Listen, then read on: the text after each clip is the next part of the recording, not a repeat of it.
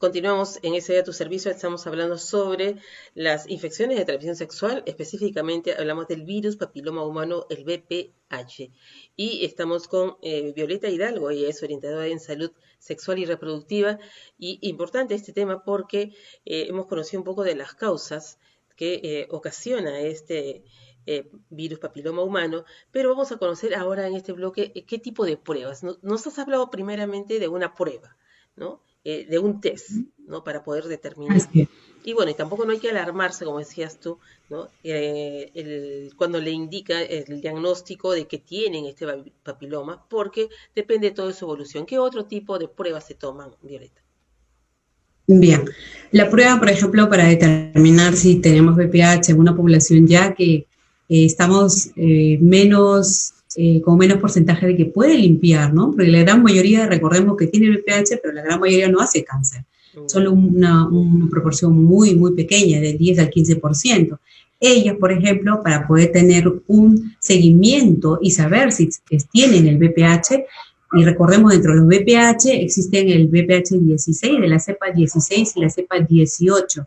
Estos dos juntos hacen más o menos el 70% de los cánceres, de los orígenes del cáncer en cervix, ¿no? Ahora, Ya. esta prueba va dirigida, por ejemplo, aquí en el cervix. Nosotros vemos el cuello del útero acá y se toma tal igual como un Papa Nicolau. La única diferencia es que en el endocervix, que es esta zona de aquí, ¿sí? Aquí, nosotros vamos a girar con un citocepío de plástico y vamos a hacer 6 giros de 360 grados. No duele para nada.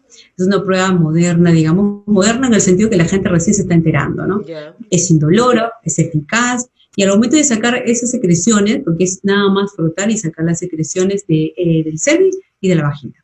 Luego esto va en un frasquito, se enjuaga, entre comillas, se deja todas las células ahí, se cierra, se sella, se llena una solicitud del paciente y se envía. Esta prueba es leída por la empresa Oncopred y ella a su vez lo va a mandar a Estados Unidos y ahí más o menos 3 semanas en promedio, porque a veces puede ser un poquito menos, un poquito más, tenemos el resultado vía email, ¿no? De las pacientes sobre la tipificación, si tiene o no el VPH 16 y 18, y los otros 12 que también son de alto riesgo. ¿Qué ventajas tenemos cuando hacemos esta prueba? Bueno, la ventaja es que el paciente vamos a saber qué tipo de VPH lo tiene o no. Si nosotros hacemos el estudio y el seguimiento al año y vemos que al año persiste y al otro año también, estamos viendo que en 2 años el paciente sigue teniendo el VPH. Entonces eso nos dice que, ojo, ahí podría haber un cambio a nivel de sus células del cuello uterino y de esa manera nosotros podemos controlar mucho mejor a la paciente. De repente haciendo una citología como es en el caso de convencional como el Papa Nicolau, o la misma prueba, si detectara una positividad del virus del papiloma humano, la misma prueba te va a hacer una citología en base líquida, que es como un Papa Nicolau, pero mejor leído, por así decirlo. Ya. Y esto va a ayudarnos a decir, ojo, tienes el VPH, pero vamos a revisar qué ha hecho ese VPH en tu cuello, ¿verdad? Y lo revisa y vamos a ver si ha habido una lesión de bajo grado, que le llamamos los NIC1, o displasia leve, que antes lo conocíamos así, o tiene un NIC2 o NIC3, o displasia moderada o severa. Y todas ellas son lesiones precancerígenas, aún no cáncer, ¿no? Y esto es importante saberlo para el seguimiento, porque la paciente, ojo, no tiene síntomas, Elizabeth. Ya. Lamentablemente en todo este grupo de pacientes que van a presentar cambios en las células del cuello uterino, no va a haber síntomas, ¿no? Y es tan importante por ello que se deba controlar con las pruebas de tamizaje que existen, ¿no? Claro. En este caso, exclusivamente para detectar VPH o virus papiloma humano, el test de VPH, Claro. ¿no? Ahora, Pero si queremos saber, sí. sí, bueno, Este, si queremos saber qué cambios se está haciendo ujú. sin saber el tipo de VPH, sí podemos hacerlo con otras pruebas, por ejemplo, el Papa Nicolau. Podemos Ya. hacerle el test de inspección visual con ácido acético o el test de Lugol también. Ellos me van a ayudar a saber qué está haciendo el virus, pero no me puede detectar el virus. Puedo presumir que es por el virus, pero sí me va a decir qué cambios ocurre a nivel de cervix. Eso es importante. Claro, sí, precisamente te quería preguntar era si este tipo de examen, este tipo de pruebas se hacen aquí, por ejemplo, hospitales del MINSA, hospitales del Seguro Social, ¿no? O es en el sector privado.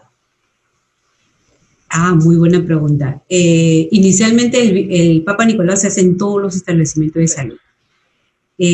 pero también el test de BPH para alguna población, no para todos los centros de salud, porque la prueba es un poco cara.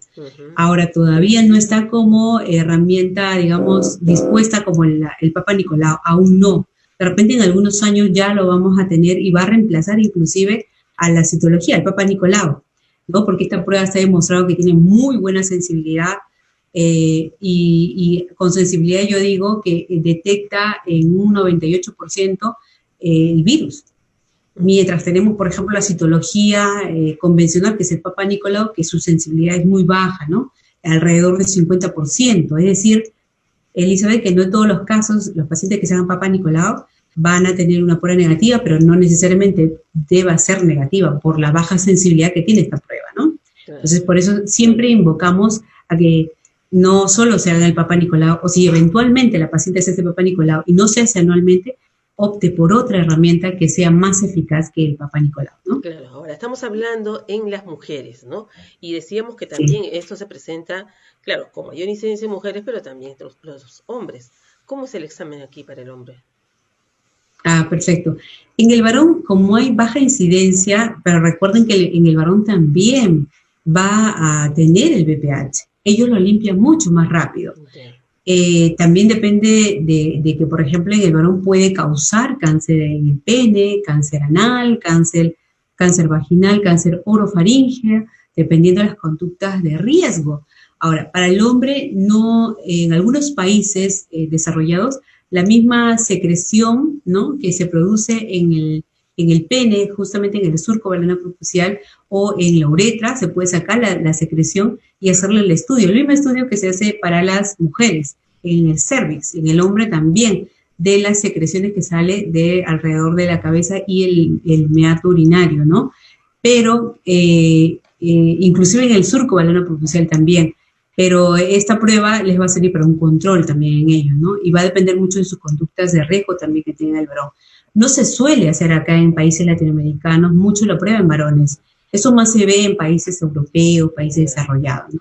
Claro. Uh-huh. Bueno, también, bueno, la misma característica de nuestros países, ¿no? La región en sí son unas sociedades mucho más machistas también, ¿no? Y que no se hacen este tipo de exámenes, o sea, de propia iniciativa, ¿no? Me refiero a eso, ¿no? Pero quisiera que podrías mencionar, Violeta, tú como una obstetra de orientadoras en salud sexual, reproductiva, ¿no? Sobre todo hacer la invocación, ¿no?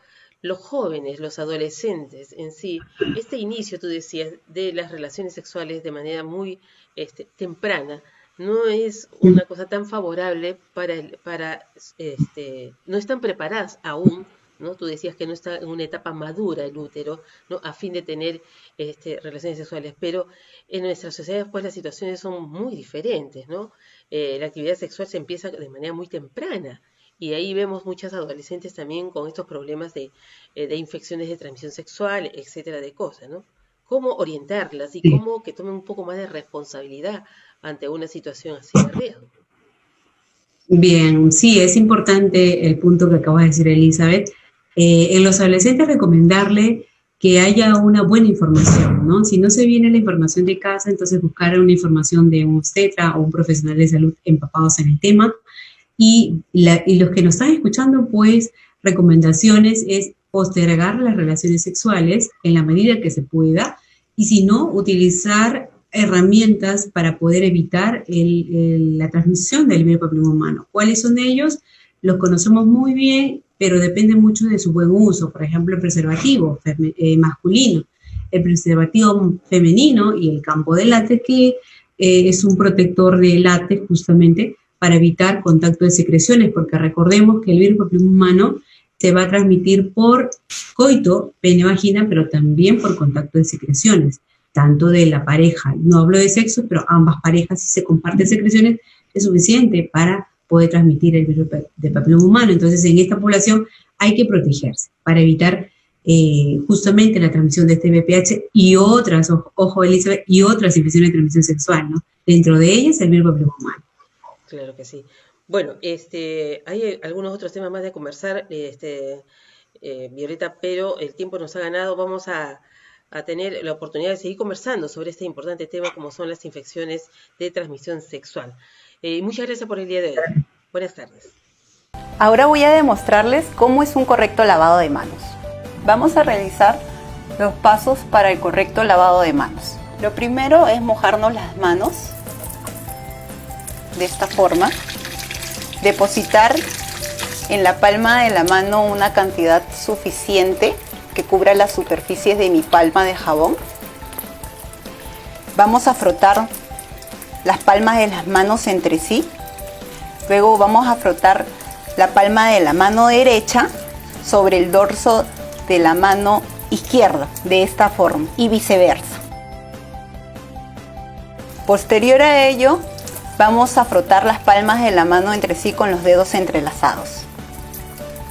Vamos a frotar el dorso de los dedos con la palma de la mano izquierda. De la misma forma hacemos con el dorso de la mano derecha, lo frotamos. Luego vamos a coger el pulgar y vamos a hacer una rotación circular. Vamos a frotar la punta de los dedos de la mano derecha con la palma de la mano izquierda. Vamos a enjuagarnos con el chorro suficiente de agua de esta forma. Vamos a secarnos con un papel toalla que es de uso único.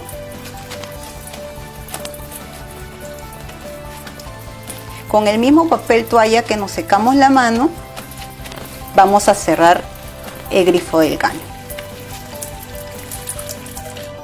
De esta forma. Y ahora sí, tenemos nuestras manos limpias y seguras.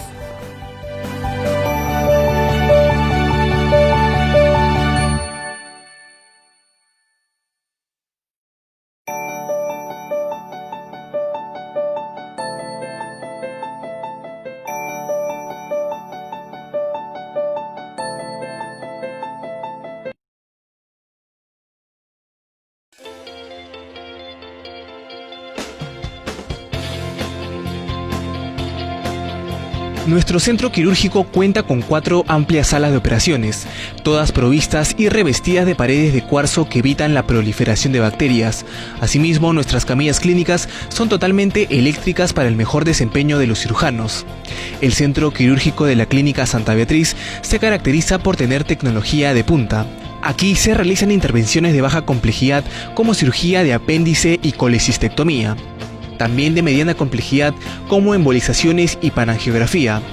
Las mesas de nuestro centro quirúrgico son totalmente eléctricas, revestidas de acero inoxidable, capaz de realizar las posiciones requeridas por el cirujano.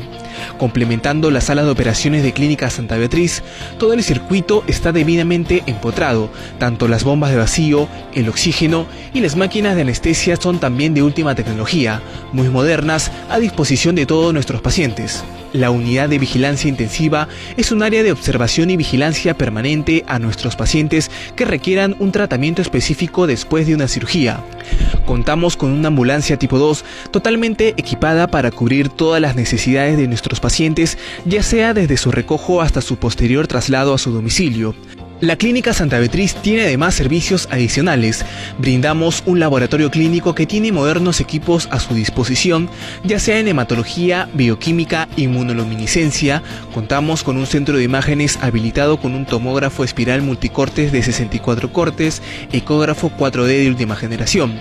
Clínica Santa Beatriz, infraestructura y equipos de alta tecnología para su mejor desempeño profesional.